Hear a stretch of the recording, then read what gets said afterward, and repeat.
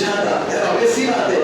Second day के बदले valency +2 होगी, चार्ज ज्यादा होगा, ऑब्वियसली बात है। सेकेंड डे के में मेल्टिंग पॉइंट फर्स्ट डे के कंपेयर में ज्यादा, क्योंकि हम लोग मेटालिक बॉन्ड स्ट्रेंथ की अगर बात करें तो मेटालिक बॉन्ड स्ट्रेंथ डिपेंड किस बात पे करती थी? पहले वैलेंस इलेक्ट्रॉन पे डिपेंड करती थी और उसके बाद डिपेंड करती थी साइज पे। वैलेंस इलेक्ट्रॉन जितने ज्यादा उतना ज्यादा मेटालिक बॉन्ड स्ट्रेंथ। अगर वैलेंस इलेक्ट्रॉन सेम हो गए तो क्या देखते थे? Atomic size. एटॉमिक साइज जितना कम मेटालिक बॉन्ड स्ट्रेंथ उतनी ज्यादा। तो अगला पॉइंट बोल रहा है सेकेंड डे का मेल्टिंग पॉइंट फर्स्ट डे से ज्यादा होता है, क्योंकि मेल्टिंग पॉइंट स्ट्रेंथ ज्यादा होगी, वैलेंस इलेक्ट्रॉन तो होंगे। वही जो बात अभी आपको बताई वही बात नहीं की है। हाँ भैया, कल आपकी क्लास 3 बजे से, ठीक है? कल संडे को आपकी क्लास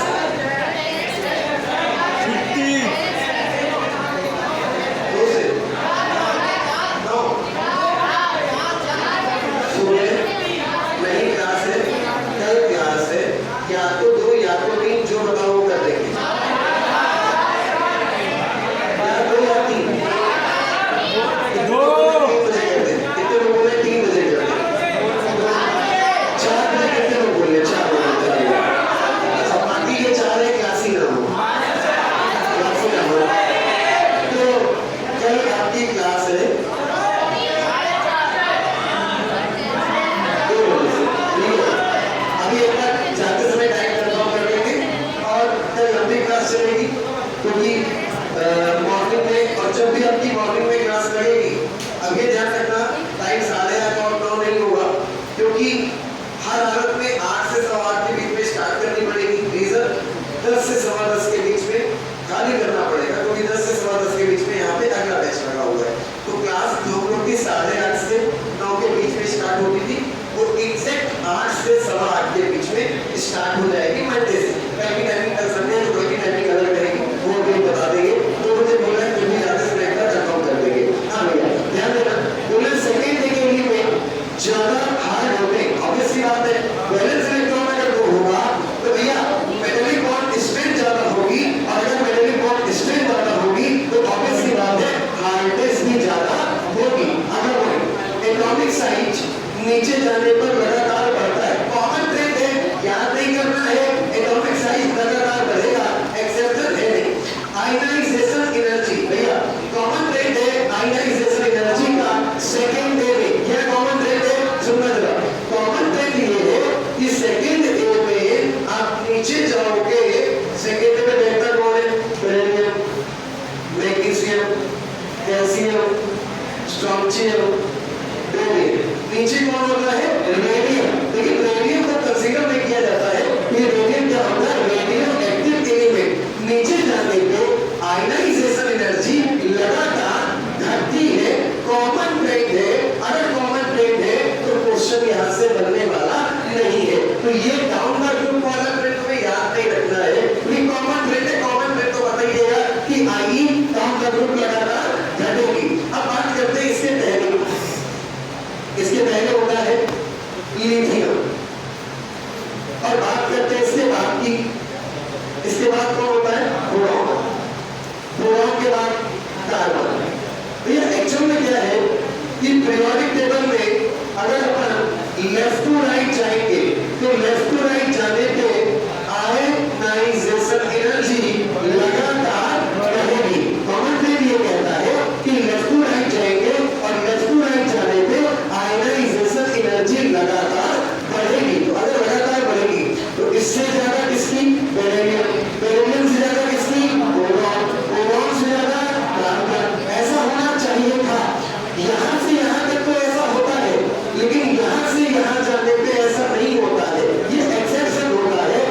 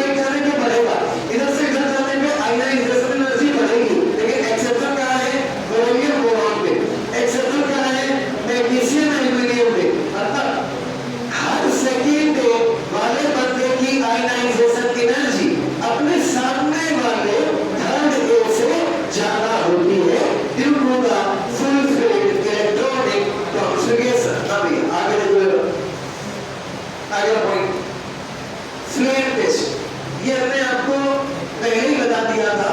इंपॉर्टेंट बात ये नहीं है कि कौन फ्लेम टेस्ट देता है, इंपॉर्टेंट बात ये है कि कौन फ्लेम टेस्ट नहीं देता है।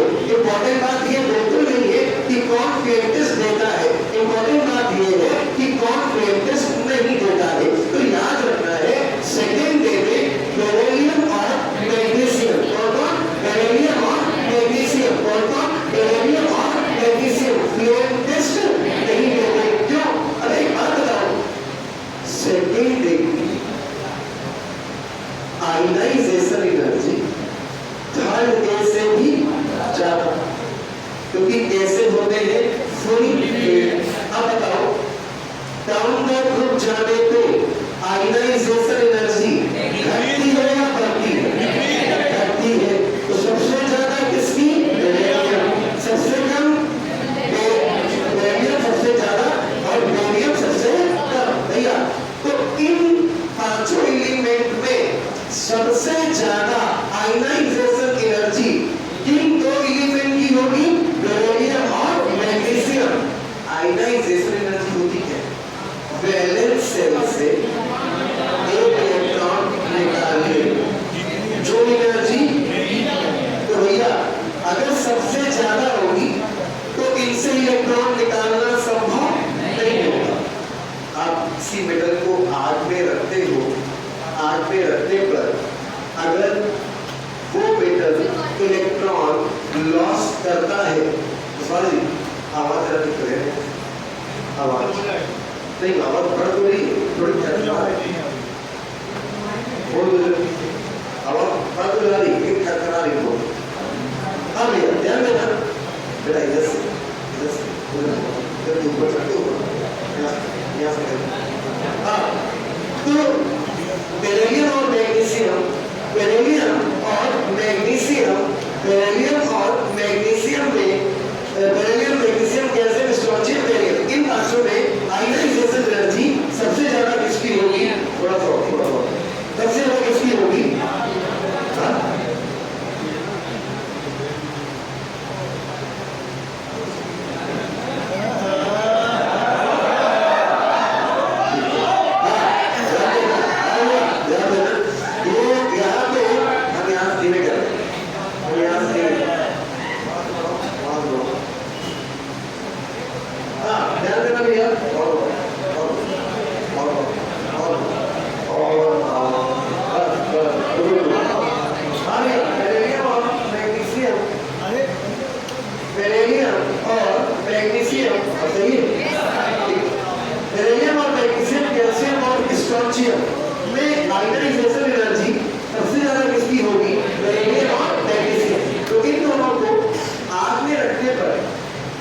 इलेक्ट्रॉन लॉस नहीं होगा, इलेक्ट्रॉन निकल नहीं पाएगा।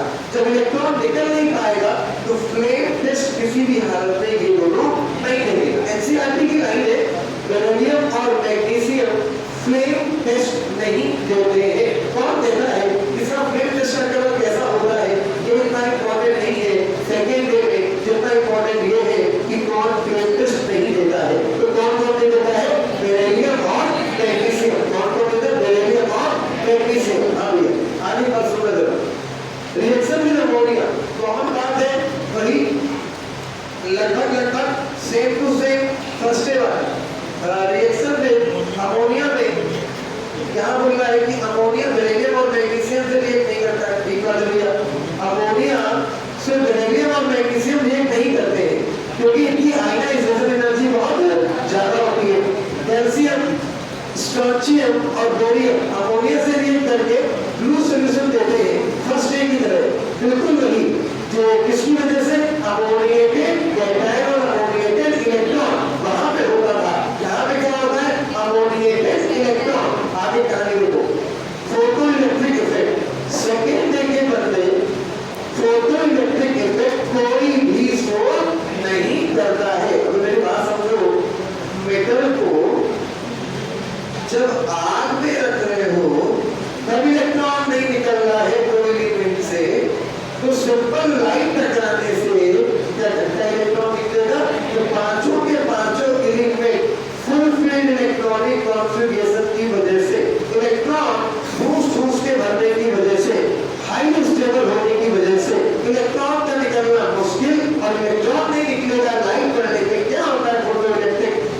लाइट पड़ी, टकराई मेटल से, और जब टकरा के वापस आई तो अपने साथ किसको लेके आई? इलेक्ट्रॉन को। तो इलेक्ट्रॉन निकलेगा ही नहीं, जब निकलेगा नहीं तो किसी भी हालत में फोटो इलेक्ट्रिक इफेक्ट शो नहीं होगा। तो सेकेंड के बंदे फोटो इलेक्ट्रिक इफेक्ट शो नहीं करते हैं। आगे कहानी बोलिए। हाइड्रेशन एनर्जी, तो मैं बताओ फर्स्ट डे में हाइड्रेशन एनर्जी सबसे ज्यादा कैसे बोलो? लिथियम क्लोराइड NaCl कितनी औकात वाटर जोड़ने की? 4 या 6? कितने वाटर? अब ये बताओ हाइड्रेशन एनर्जी देखने का तरीका, चार्ज होता था, चार्ज जितनी ज्यादा हाइड्रेशन एनर्जी उतनी ज्यादा। तो ये बताओ फर्स्ट डे वाले वालों में चार्ज कितना? +1, सेकेंड डे वालों में +2। तो ये चार्ज ज्यादा किसमें? सेकेंड डे में। और चार्ज अगर ज्यादा तो हाइड्रेशन एनर्जी भी ज्यादा। अब अगली बात सुनो, अगर चार्ज बराबर हो जाएगा तो साइज देखेंगे, साइज जितना छोटा हाइड्रेशन एनर्जी उतनी ज्यादा। तो ये बताओ साइज सबसे छोटा किसका? बेरिलियम का। सबसे ज्यादा हाइड्रेशन एनर्जी बेरिलियम, सबसे कम बेरिलियम, सबसे कम बेरिलियम। चलो अब देख लेते हैं क्या लिखा गया है। हाँ, ये बताओ मेरे कि कौन सा एलिमेंट फर्स्ट डे में प्योर कलर नहीं शो करता है?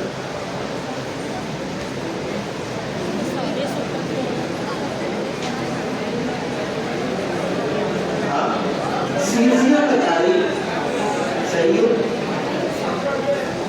हाँ, सारे शो करते हैं, नशेबाज सारे के सारे शो करते हैं। सेकेंड फर्स्ट डे में दिक्कत नहीं है, दिक्कत कहाँ पे है? सेकेंड डे में। सेकेंड डे में कौन कौन ग्रीन कलर ऊपर वाले दो, पीछे वाले तीनों बेरिलियम और मैग्नीशियम, बेरिलियम और मैग्नीशियम फ्लेम टेस्ट नहीं देते हैं। ये बताओ कि जो कॉपर ऑक्साइड होता है, पर ऑक्साइड होता है, सुपर ऑक्साइड होता है, स्टेबिलिटी का ऑर्डर है। क्यों मारेंगे?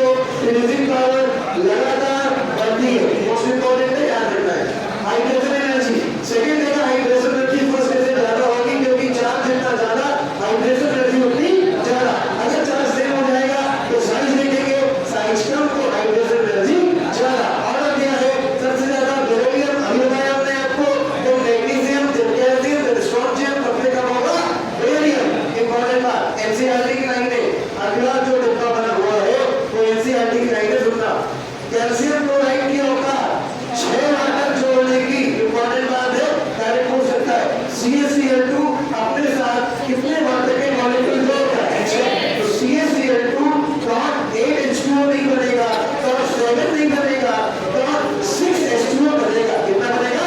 6H2O। तो CaCl2 dot 6H2O, MgCl2 dot 6H2O। तो कौन एक हो गया CaCl2, एक हो गया MgCl2। दोनों कितने वाटर ऐड करते हैं? 6 वाटर। कितने वाटर? 6 वाटर। कितने? इसका मतलब है दोनों, इसका मतलब दो वाटर नहीं, इसका मतलब है दोनों। और दोनों कैल्शियम और मैग्नीशियम का क्लोराइड अपने साथ कितने वाटर जोड़ते हैं? 6।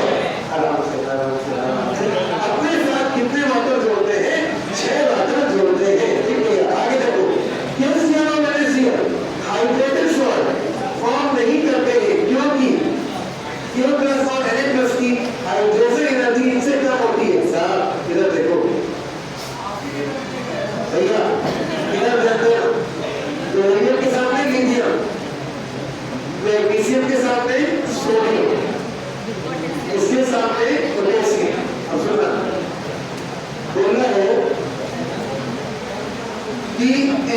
Cl2 ये beryllium, MgCl2 CaCl, MgCl2 hydrated salt बनाएगा 6 वाटर जोड़े, CaCl2 हाइड्रेटेड सॉल्ट बनाएगा 6 वाटर जोड़े, लेकिन Mg के सामने Na बैठा है, NaCl हाइड्रेटेड सॉल्ट फॉर्म नहीं करेगा कि C के पीछे ये बैठा है, फिर भी के हाइड्रेटेड सॉल्ट फॉर्म नहीं करेगा। रीजन इन पे चार्ज +1, इन पे चार्ज +2, चार्ज कम, हाइड्रेशन एनर्जी कम, हाइड्रेटेड सॉल्ट बनाने की कैपेसिटी भी कम। तो हमने बताया तो था कि फर्स्ट डे में हाइड्रेटेड सॉल्ट बनाने की औकात फिर करता है और किसी की औकात नहीं होती है कि वो हाइड्रेटेड सॉल्ट बनाते हैं। और ये भी बताया था कि एराइस्केल की कितनी औकात होती है, दो वाटर जोड़ने की। अब सेकेंड डे में हाइड्रेशन एनर्जी बढ़ी ना, तो देखो ना प्रूफ हुआ ना कि हाइड्रेशन एनर्जी का मतलब होता है वाटर को अपने साथ जोड़ना, जितने ज्यादा वाटर जोड़ेगा उतनी ज्यादा हाइड्रेशन एनर्जी। अरे घुमा के बोलो ना कि वाटर जितने ज्यादा जुड़े हैं इसका मतलब हाइड्रेशन एनर्जी उतनी। एराइस्केल में कितने जमा, MgCl में कितना जमा, CaCl2 में 6, क्योंकि इन दोनों की हाइड्रेशन एनर्जी उससे ज्यादा, तो नंबर ऑफ वाटर भी ये ज्यादा जोड़ेगा, क्योंकि हाइड्रेशन एनर्जी का मतलब ही होता है वाटर के मॉलिक्यूल ज्यादा से ज्यादा अपने पास ऐड करना, जितने ज्यादा ऐड करेगा हाइड्रेशन एनर्जी भी उतनी ज्यादा। आगे देखोगे रिएक्शन में एयर एड वाटर,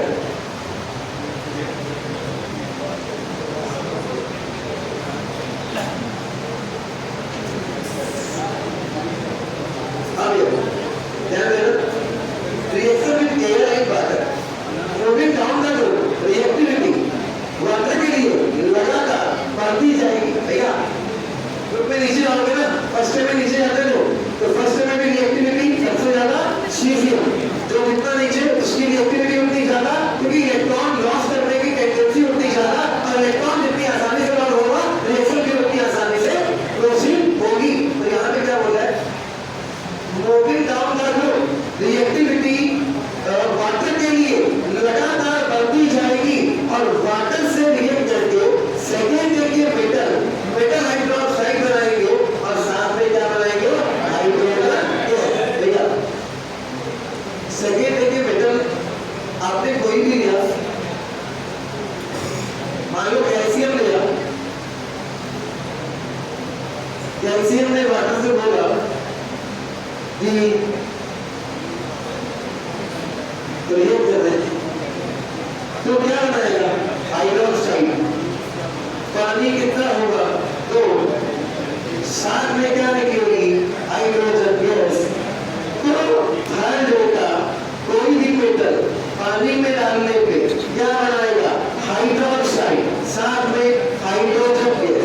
ये रिएक्ट करेगा स्ट्रोंशियम हाइड्रोक्साइड, हाइड्रोजन गैस, ये रिएक्ट करेगा बेरियम हाइड्रोक्साइड, हाइड्रोजन गैस।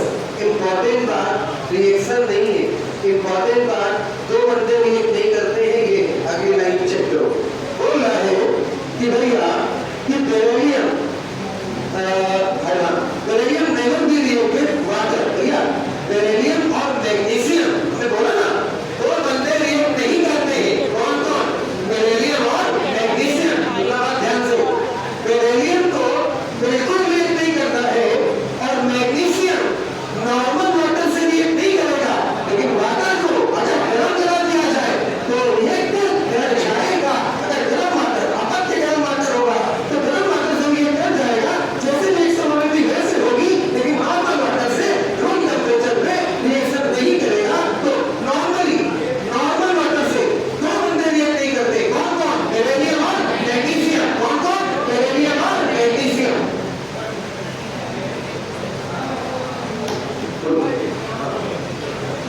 ये बताओ कि फर्स्ट डे में हम लोग एक मेथड पढ़ा था, सॉल्वेंट प्रोसेस। चारों स्टेप बोलो, अमोनिया को रिकवर करने का तरीका बोलो, पाइप रोलर बोलो।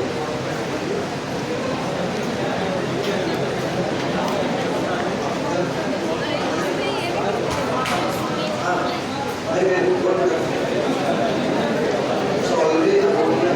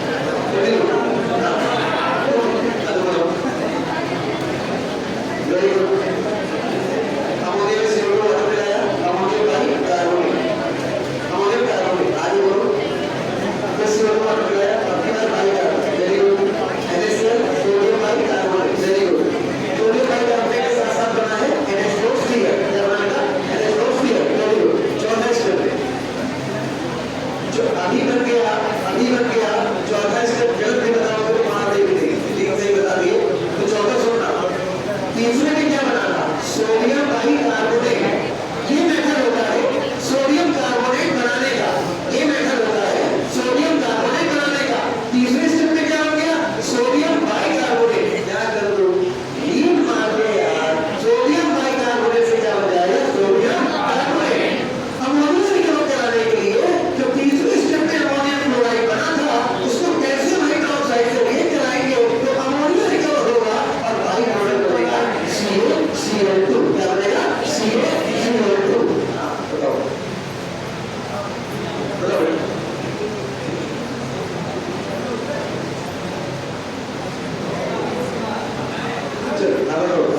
बताओ कास्टर के नाम प्रोसेस, कैथोड किसका, एनोड किसका, कैथोड में क्या पूरी सारी कहानी बताओ।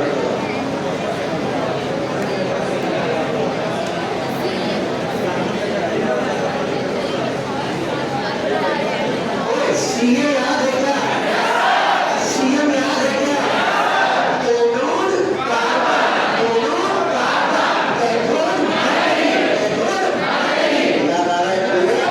जब सोडियम अमाइड बनाता है, सोडियम अमाइड कैसे बनाता है, क्योंकि कैथोड होता है मैग्नीशियम, कैथोड किसका होता है, मैग्नीशियम। तो ये जो सोडियम होता है ये Na+1 से Na में जाता है, अपना रिएक्शन करता है, रिएक्शन कैथोड में होता है, कैथोड बना हुआ है अमाइड का, तो सोडियम अमाइड से वो अटैक करता है और फॉर्म करता है सोडियम अमाइड, क्या फॉर्म करता है, सोडियम अमाइड।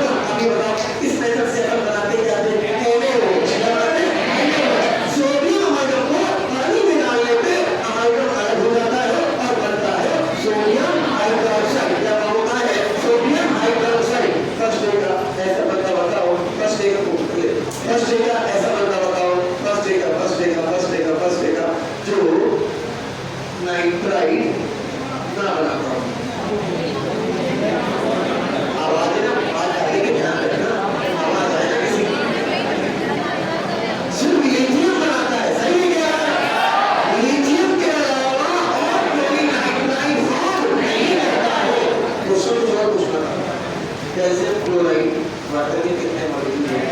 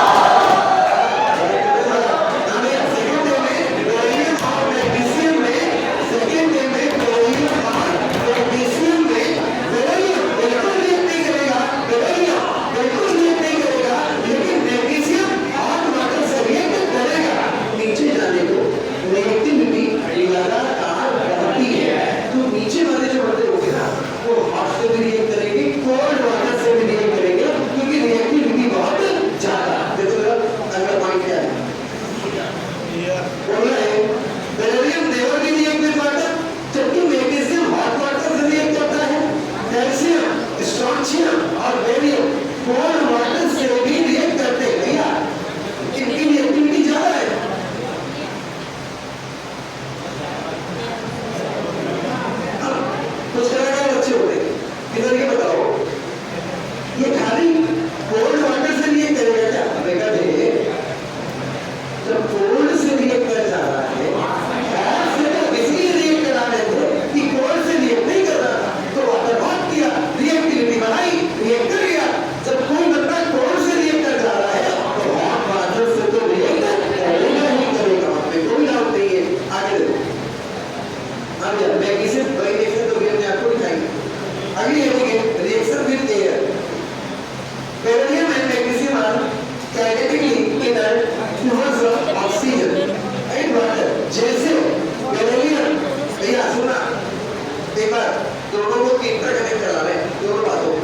इसके पहले क्या बना था वाटर से, अब क्या है एयर, दोनों को जोड़ लें। वाटर वाटर से रिएक्शन नहीं हो, किसकी बेरिलियम की किसी भी कंडीशन में। मैग्नीशियम हॉट से रिएक्ट कर जाएगा, मैग्नीशियम हॉट से रिएक्ट कर जाएगा। अब आगे एयर से रिएक्शन, वाटर के बाद क्या आगे एयर। एयर से रिएक्शन में बेरिलियम और मैग्नीशियम किसी भी कंडीशन पे एयर से रिएक्ट नहीं करते हैं। तो अगला पॉइंट देखो जरा, ये क्या पॉइंट जो बोला अभी कि बेरिलियम और magnesium are category inert, inert मतलब तो रिएक्ट ना करे towards the oxygen and water because of formation of oxide field, most important part। तो कि ये दोनों ऐसे एल्डिहाइड है अपने मेटल के ऊपर अपनी ऑक्साइड की लेयर बना लेते हैं। एक्चुअल में क्या है, अब ये ए है वो बी से रिएक्ट करने गया, लेकिन बी रहा ही नहीं, बी बन चुका है BO, बोले तो बी ऑक्साइड, बी कैसे बन चुका है ऑक्साइड। मेरे पास बताना भैया, एयर जो है वो बेरिलियम से रिएक्ट कर देगी, ये बेरिलियम का मेटल था, एयर आई बेरिलियम से लगा, लेकिन जब आगे इसको टच किया तो टच करने के बाद पता चला ये तो बेरिलियम है ही, जिसको हमने सोचा था वो नहीं, और तो जब टच किया तो पता चला यार ये बेरिलियम तो है ही, ये तो बेरिलियम ऑक्साइड है। ये क्या है बेरिलियम ऑक्साइड।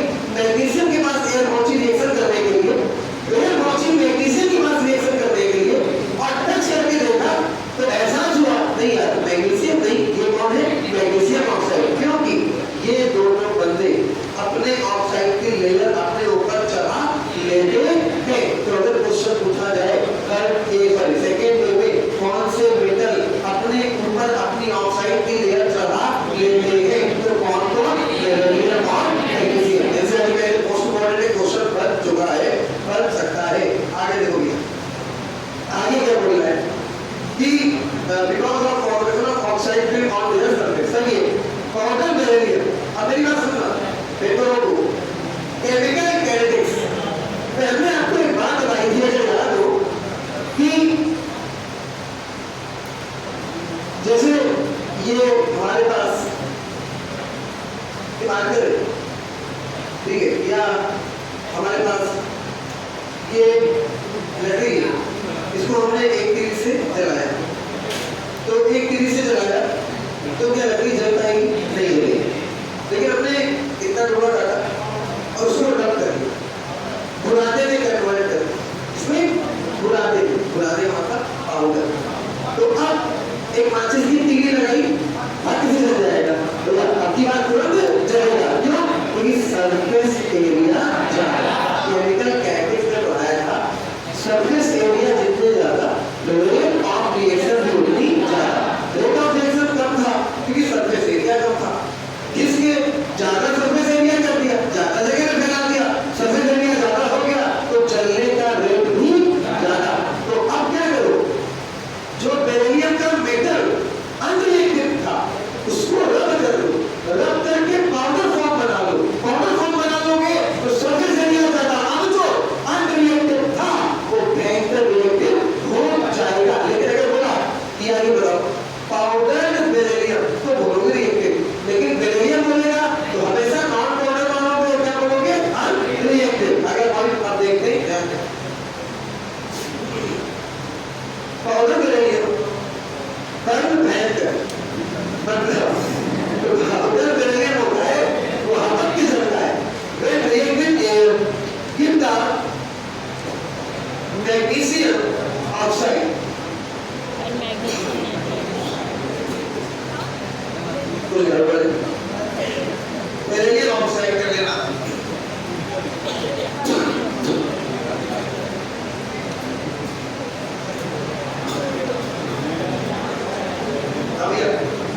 ठीक कर लेना, अगर बेरिलियम है तो obvious सी बात है बेरिलियम ऑक्साइड होगा। आगे लिखो, अच्छा ठीक है, बेरिलियम और मैग्नीशियम दोनों के बारे में देख रहा है, ठीक है। तो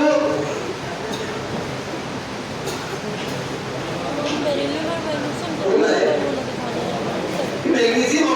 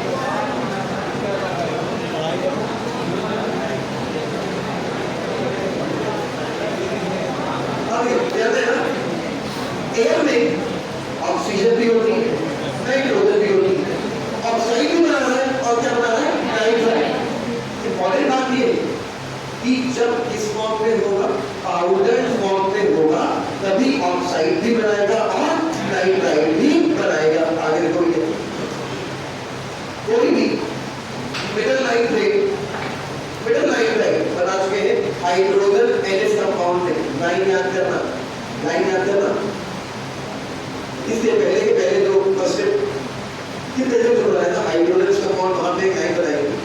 दुनिया का कोई भी मेटल नाइट्राइड हो, उसके अंदर जितने नाइट्रोजन होंगे उतने मोल अमोनिया बनेगा जब वाटर से रिएक्ट करेगा। कैल्शियम नाइट्राइड पानी तो हाइड्रोक्साइड और अमोनिया, मैग्नीशियम नाइट्राइड पानी मैग्नीशियम हाइड्रोक्साइड और अमोनिया, एल्युमिनियम नाइट्राइड और पानी एल्युमिनियम हाइड्रोक्साइड और अमोनिया। दुनिया का कोई भी मेटल नाइट्राइड डी है, कपर वाला डी, ठीक है, टी नहीं है, टमाटर वाला टी नहीं है, ठीक है। तो नाइट्राइड तो है, नाइट्राइड नहीं है, नाइट्राइड हो जाएगा तुम्हारा जो नाइट्रेट होता है NO3, नाइट्राइड होता है NO2 माइनस, नाइट्राइड होता है N-3, नाइट्राइड क्या होता है N-3, NO3 minus 1 nitrate, NO2 minus 1 nitride, N-3 N पे चार्ज, मतलब मेटल के साथ सिर्फ नाइट्रोजन हो तो बोलते हैं नाइट्राइड, मेटल के साथ NO3 हो तो नाइट्रेट, मेटल के साथ NO2 हो तो नाइट्राइड। तो यहाँ पे क्या बनेगा, यहाँ पे बात कर रहे हैं मेटल नाइट्राइड, तो मेटल नाइट्राइड को पानी से रिएक्ट कराओगे, उसके अंदर जितने नाइट्रोजन होंगे उतने मोल अमोनिया बनेगा। देखो ये क्या बोल रहा है, हाँ बोला है कोई भी मेटल नाइट्राइड वाटर से रिएक्ट करके मेटल हाइड्रोक्साइड बनाएगा और साथ में जितने नाइट्रोजन होंगे उतने मोल क्या बनाएगा अमोनिया। अगर point most important thermal stability के क्वेश्चन सेकेंड डे से लगभग 4 क्वेश्चन हो चुका है, तो थर्मल स्टेबिलिटी मोस्ट इम्पोर्टेंट है। तो एक बात जरा ध्यान रखें, क्या बात ध्यान रखिए, H O D क्या लिखा हुआ है HOD। तो HOD का मतलब क्या,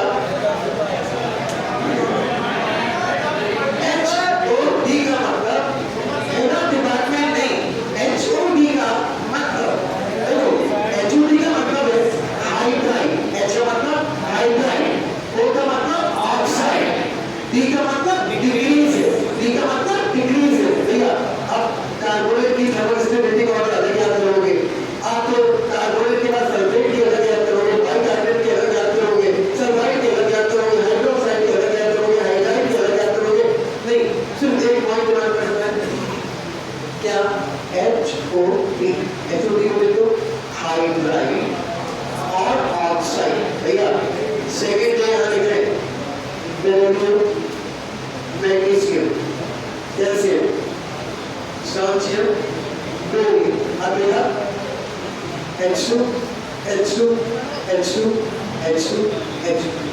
सेकेंड देखिए हाइड्राइड, हाइड्राइड और ऑक्साइड, किसकी हाइड्राइड और ऑक्साइड, सेकेंड देंगे हाइड्राइड और ऑक्साइड की। डी का मतलब क्या, डिक्रीज है, थर्मल स्टेबिलिटी नीचे जाने पे घटेगी।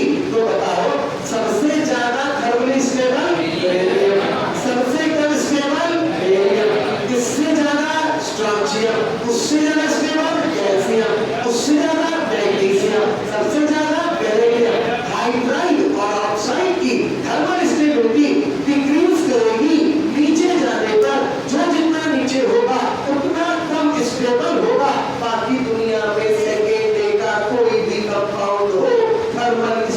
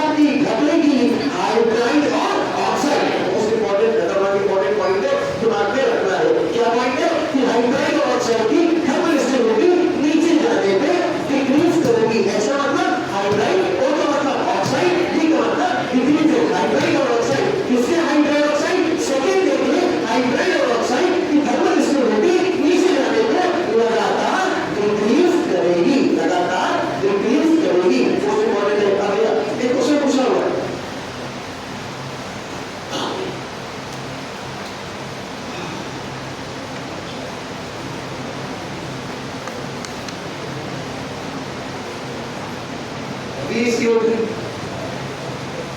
MgCO3, CaCO3, SrC। ये सेकेंड है कि हाइड्राइड है क्या? ऑक्साइड है क्या? दोनों नहीं है। इसका मतलब इनकी थर्मल स्टेबिलिटी नीचे जाने पे बढ़ेगी। भयंकर स्टेबल कौन होगा? ऐसा। या नीचे जाने पे थर्मल स्टेबिलिटी बढ़ेगी। सिर्फ दो लोगों की घटती है। किसकी किसकी? हाइड्राइड और ऑक्साइड। ये वो दोनों में से नहीं है। तो नीचे जाने पे थर्मल स्टेबिलिटी बढ़ेगी। सबसे ज्यादा किसका होगा? ऐसा। सबसे कम स्टेबल कौन होगा? बेरिलियम कार्बोनेट का। सुनना, अगला क्वेश्चन भी पूछा हुआ है आपसे। पूछा beryllium sulphate, magnesium sulphate, calcium sulphate, strontium sulphate सबसे आसानी से सबसे कम टेम्परेचर पे कौन टूटेगा? तो आंसर बेरिलियम सल्फेट। क्योंकि भैया सल्फेट की दोनों में 10 नंबर पे दो, गांजा पी के नंबर पे दो। सिंपल सी बात है। सल्फेट ना तो हाइड्राइड है ना तो ऑक्साइड है। हमने ये बोला कि हाइड्राइड और ऑक्साइड के अलावा सेकेंड जगह दुनिया में कोई भी कंपाउंड होगा नीचे जाने पे थर्मल स्टेबिलिटी चाहे कोई भी हो बढ़ेगी बढ़ेगी बढ़ेगी। कोई भी हो नीचे जाने पे थर्मल स्टेबिलिटी लगातार हवा को इंक्रीज करेगी। तो हमने अभी क्या पूछा आपसे? हमने ये पूछा कि beryllium sulphate, magnesium sulphate, calcium sulphate, strontium sulphate हवा के स्टेबल कौन होगा? Strontium sulphate. क्योंकि नीचे जाने पे स्टेबिलिटी बढ़ेगी। आगे क्वेश्चन करो। इनमें से कौन सा कंपाउंड है जो सबसे आसानी से इनमें से कौन सा कंपाउंड है जो थर्मली सबसे ज्यादा स्टेबल होगा? Magnesium bicarbonate, calcium bicarbonate, strontium bicarbonate, beryllium bicarbonate. फिर सुनना नसे बाजो, गांजा फूंक के मत बैठो। क्वेश्चन क्या बोला? इनमें से सबसे स्टेबल कौन है? Beryllium bicarbonate, calcium bicarbonate, strontium bicarbonate, beryllium bicarbonate. Beryllium bicarbonate जितना नीचे उतना ज्यादा स्टेबल। दो लोगों को छोड़ के कौन कौन? हाइड्राइड और ऑक्साइड। अरे भाई था कि नहीं देखा? क्या क्या? हाइड्राइड और ऑक्साइड की थर्मल स्टेबिलिटी नीचे जाने पे लगातार घटेगी। बाकी सबकी स्टेबिलिटी नीचे जाने पे लगातार बढ़ेगी। कोई भी कंपाउंड हो सभी बेटा फर्क नहीं पड़ता। चल आगे देखते हैं। क्या बोल रहे हैं? ध्यान दें। वही बात जो भी समझाई वही देखिए। कुछ थर्मल स्टेबिलिटी ऑर्डर लिखा हुआ है, सॉल्युबिलिटी ऑर्डर आपको याद करना है। आगे हाइड्रोक्साइड हेडिंग है। उन्होंने कहा था जो बेसिक कैरेक्टर ऑफ हाइड्रोक्साइड लगातार बढ़ेगा, सॉल्युबिलिटी लगातार बढ़ेगी। इंपॉर्टेंट पॉइंट है। फर्स्ट डे में याद कराया था जो हाइड्रोक्साइड फर्स्ट डे के लिए था सेम टू सेम वही सेकंड डे के लिए है। बेसिक कैरेक्टर लगातार बढ़ेगा, सॉल्युबिलिटी भी लगातार बढ़ेगी। आगे आ जाओ। स्ट्रक्चर ऑफ BeCO2 खतरनाक से भी ज्यादा खतरनाक इंपॉर्टेंट है। खतरनाक से भी ज्यादा खतरनाक इंपॉर्टेंट है। रीजन में दिख जाएगा। रीजन क्या है? चलो लाइन वाला शुरू करते हैं। लाइन वाला बोलो। क्या लाइन बोलूंगा? लाइन बोलूंगा normally BeCO2 exist in polymeric form. Bracket में क्या लिखा? Solid state. आपसे पूछेगा इन BeCO2 in solid state, in solid form, which of the following statement या which of the following formula for BeCO2 will be correct? पहला option बोला BeCO2 का whole twice, दूसरा बोला BeCO2, तीसरा बोला BeCO3 का होल ट्वाइस, चौथा बोला BeCO2 का होल n। आंसर क्या? BeCO2 का होल n पॉलीमेरिक फॉर्म में बन होगा। सॉलिड स्टेट में दिमाग में लिखो, कॉपी में नहीं, दिमाग में याद यहाँ घुसने की कोशिश करो। BeCO2 सॉलिड स्टेट में, BeCO2 सॉलिड फॉर्म में किस फॉर्म में होता है? पॉलीमेरिक। कैसा होता है? पॉलीमेरिक। जब एनसीईआरटी पढ़ते हो तो एनसीईआरटी में analogous behaviour of beryllium heading है। तो नीचे से दूसरी लाइन से स्टार्ट है और उसी बंदे की अपोजिट साइड पे ऊपर की 5 लाइन से खत्म है। तो वहां पे ये पूरी कहानी लिखी हो बेरिलियम क्लोराइड की। नॉर्मल टेम्परेचर पे इतना, फिर टेम्परेचर बढ़ाया तो ऐसा, 1200 केल्विन पे ऐसा। तो 5 लाइनों की कहानी खतरनाक इंपॉर्टेंट है। वही एनसीईआरटी की 5 लाइन यहाँ लिखी है, उनको जरा याद करने की कोशिश करना। आगे बढ़ते हैं, सुनना ध्यान से। आगे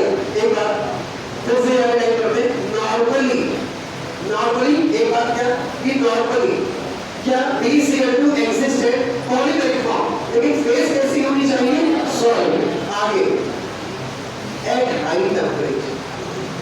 क्या लिखा? At high temperature. क्या लिखा? At high temperature. क्या लिखा? At high temperature. क्या लिखा?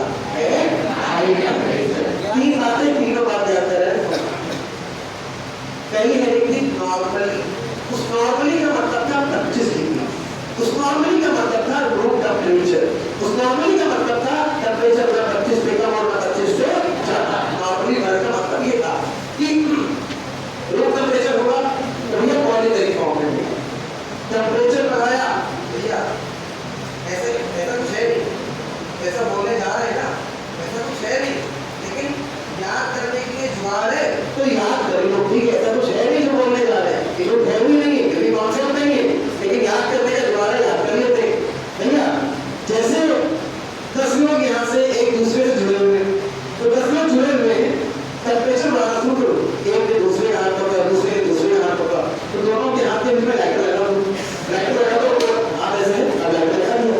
अब कब तक साथ में छोड़ेगा ये देखना है, तो भाई का गर्म हुआ नहीं छोड़ा और गर्म हुआ नहीं छोड़ा, लेकिन एक टाइम तो रहेगा कि जब हाई का बढ़ा है आपसे बढ़ा है, वाइपर दो कि अगर दूसरे से आपको दिक्कत होगी तो आप उसको छोड़ दोगे, तो मॉलिक्यूल जाना है, कोई कॉन्सेप्ट नहीं है, याद करने का जुगाड़ बता रहे हैं, सुनना मेरे बात ध्यान से। नॉर्मल टेम्परेचर दोनों दिक्कत थे, पॉलीमर था, बहुत सारे मॉलिक्यूल थे।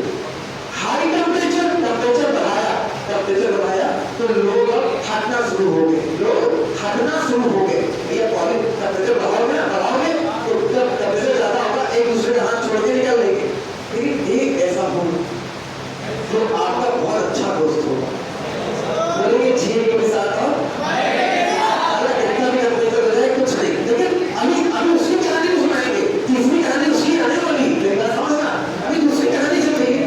तो हाई टेम्परेचर दिया दिया दिया सब छोड़ के चले गए, लेकिन एक रुका रहा, तो एक और एक तुम्हारा हो, कितने लोग हुए? हाई टेम्परेचर पे टाइमर, अरे दो लोग को क्या बोलते हो? नॉर्मल टेम्परेचर पे टाइमर, हाई टेम्परेचर पे सब छोड़ के चले गए, क्या क्या बता? एक तुम और एक तुम्हारा हो, तो कितने लोग? दो लोग। क्या हुआ? टाइमर। क्या हुआ? टाइमर। तो हमने भी बोला हम भी साला प्रूव करके दिखाएंगे कि ऐसा रिएक्शन दुनिया में कोई किसी का होता नहीं है। हमने भी टेम्परेचर बढ़ाना शुरू किया साला, 100 से 200 से 300 से 400 से 500 से 1000 केल्विन, लेकिन वो भी खतरनाक था, अपन भी खतरनाक थे। तो 12 हम टेम्परेचर बढ़ाते बढ़ाते ले गए 1200 केल्विन, जैसे 1201 पहुंचा फिर आता है निकल लिया, अब दोनों अकेले, अब हो गया मोनोमर। कैसा हो गया? मोनोमर। 1200 केल्विन या उसके ऊपर वाले टेम्परेचर पे कैसा हो जाता है? मोनोमर। अब तीनों चीजें सॉलिड स्टेट में नॉर्मल टेम्परेचर में क्या आई नहीं आवाज, कैसा होगा? हाई टेम्परेचर, हाई टेम्परेचर 1200 के ऊपर अब तो लिखा है एनसीईआरटी में और इस कोर्स में वो पढ़ लेते तो कर लिया बोला सारी बातें एक बात फिर से पढ़े शुरुआत से। स्ट्रक्चर ऑफ BCl2 का normally BCl2 exist polymeric form solid state at high temperature, BCl2 in the dimeric form, ये बात दिमाग में रखना है। वेपर फ्लो फेस कैसी होगी? वेपर। हाई टेम्परेचर कर दोगे तो वेपर फ्लो तो हो जाएगी, फेस कैसी होगी? वेपर। आगे सुनो, 1200 केल्विन के ऊपर टेम्परेचर पे BCl2 कैसा हो जाता है? मोनोमेरिक फॉर्म पे एग्जिस्ट करता है। अब कुछ बहुत खास बात, एक क्वेश्चन तो इस सीधी सीधी बात से आ सकता है, तो ये तीनों बातें सीधी सीधी ध्यान रखनी है। सॉलिड फॉर्म पे रूम टेम्परेचर पे BCl2 पॉलीमेरिक फॉर्म पे होगा, वेपर फेज में हाई टेम्परेचर पे भैया डायमेरिक फॉर्म में होगा, 1200 केल्विन के ऊपर बचेगा अकेला मोनोमेरिक फॉर्म। इंपॉर्टेंट बात ये है, यहाँ पे जो स्ट्रक्चर बनाया हुआ है वो स्ट्रक्चर देखना जरा, BCl2 का स्ट्रक्चर बनाया है और B के साथ ये देखो एक सीएल इधर दिखाया, ये आवाज नहीं, एक सीएल इधर दिखाया, एक सीएल एक Cl, ये कोऑर्डिनेट बॉन्ड इससे और ये कोऑर्डिनेट बॉन्ड इससे, इससे सिंगल बॉन्ड, इससे सिंगल बॉन्ड। भैया आपको बोलोगे सर ये है BeCl2 और ये है BeC, आया Cl कितने हैं गिनो, 1 2 3 4, Be कितने हैं, 2 और हुए। अब क्रोमियम ये हुआ बॉन्ड गिनो, 1 2 3 बॉन्ड का आंसर क्या, Sp2। मोस्ट इंपॉर्टेंट बात ये ध्यान रखनी है, क्योंकि मोनोमेरिक फॉर्म में BeCl2 में B का हाइब्रिडाइजेशन Sp होता है, लेकिन डाइमेरिक फॉर्म में B का हाइब्रिडाइजेशन एक बॉन्ड बढ़ने की वजह से क्या हो जाता है, Sp2। क्या हो जाता है, Sp2। इसके अंदर से क्वेश्चन पूछ सकता है। आगे देखो, ये बोल रहा है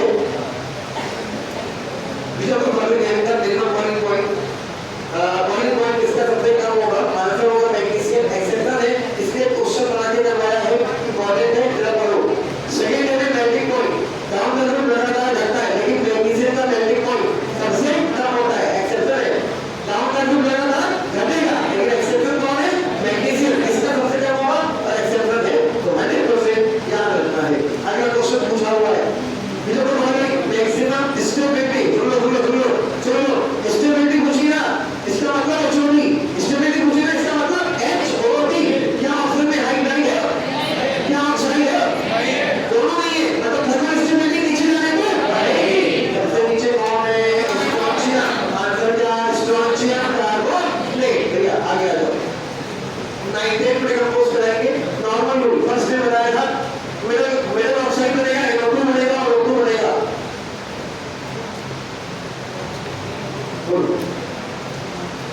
NaNO3 सोडियम नाइट्रेट को डिकम्पोज कर दिया, क्या क्या होगा, वेरी गुड, नाइट्राइल और ऑक्सीजन, NaNO3 डिकम्पोज होके क्या बना, Ni2 और O2। वेरी गुड, ये नॉर्मल रूल फॉलो करता है, ये नॉर्मल रूल फॉलो करता है। लिथियम नाइट्रेट डिकम्पोज होके लिथियम ऑक्साइड बनाता है, NO2 बनाता है, O2 बनाता है, बाकी सारे बनते एक्सेप्टर होते हैं, सारे नाइट्रेट क्या बनाते हैं, नाइट्राइल और साथ में ऑक्सीजन। वही फिर क्या हुआ, फिर क्या होगा, CO ब्रेक करेंगे तो CaCO3 बनाएगा, CO plus CO2, repression of calcium hydroxide. अरे CaO को वाटर में डालोगे, कैल्शियम हाइड्रोक्साइड बनेगा, वाटर को एब्जॉर्ब करने के लिए ट्यूबलाइन बेहतर रिजेक्ट होता है, ड्राई रिजेक्ट बेहतर होता है CO, क्योंकि ये वाटर को एब्जॉर्ब करके कैल्शियम हाइड्रोक्साइड बना देता है। स्टेट लाइन, सिलेक्ट लाइन, क्या बोलते हैं सिलेक्ट लाइन। सिलेक्ट लाइन क्या होता है, कैल्शियम हाइड्रोक्साइड, कैल्शियम ऑक्साइड को पानी में डालोगे, कैल्शियम हाइड्रोक्साइड बनेगा। प्रॉपर्टी क्या होती है, कोई भी मिनरल कार्बोनेट अगर CO2 और वाटर से रिएक्ट करेगा तो 100% क्या बनाएगा, बाइकार्बोनेट, और इसको हीट करने में क्या बन जाएगा, carbonate. Reaction with strong base से रिएक्शन कराओगे तो आपने थर्मोकेमिस्ट्री और थर्मोडायनामिक्स में पढ़ा होगा, अगर एक H+ और एक OH- स्ट्रांग बेस का होता है तो value enthalpy change of fuel कैसे फिक्स होती है, -13.7 किलो कैलोरी, और अगर दो H+ और दो OH- आएंगे तो -13.7 किलो कैलोरी में दो का मल्टीप्लाई किया जाएगा, तो दो का मल्टीप्लाई कर रहा है, वही यहाँ पे लिखा रहा है।